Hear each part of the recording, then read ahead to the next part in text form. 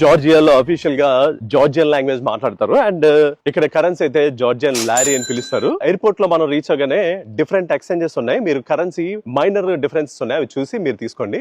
Hello, hi, how are you doing? Okay.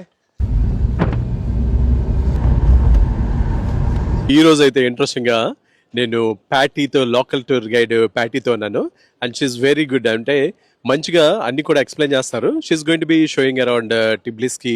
Hello, hi, Patty. Hi, hello everyone. It is really nice to meet you all from here. And if you decide to come here, you are very welcome. And yeah, I'm really ready to show my country to everyone who is interested. Thank you very much, Patty. Thank you.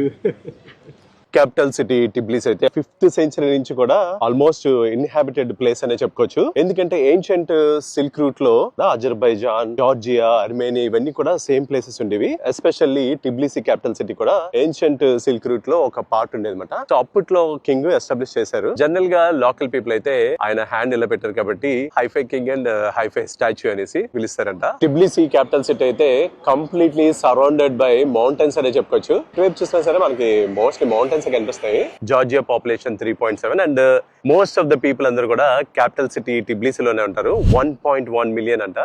ఈ particular country అయితే very rich in water అనే చెప్పుకోవచ్చు. ఎందుకంటే small country but 28,000 reverse ఉన్నాయండి. Most of the European cities లో ఉన్నట్టే capital city టిబ్లిసిలో కూడా ఒక మెయిన్ రివర్ అయితే ఉంది. ఆల్సో ఈ సిటీలో మెయిన్ డ్రాబ్యాక్ ఏంటంటే ట్రాఫిక్ చాలా ఎక్కువ ఉంది. మీరు కొంచెం డిస్టెన్సెస్ ఏమైనా ట్రావెల్ చేయాలంటే ముందే ప్లాన్ చేసుకోండి. కాజుల్ పైకి వెళ్ళడానికి ఈ కేబుల్స్ కూడా ఉన్నాయి.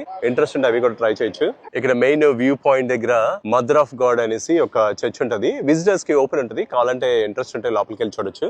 సిటీ ఫస్ట్ ఇంప్రెషన్ అయితే కొంచెం mix of ancient and also modern mix కనిపించింది. ఆల్సో ఫస్ట్ చూడగానే కొంచెం kind of Latvia, Lithuania impression అయితే నాకు డెఫినెట్ గా అనిపించింది.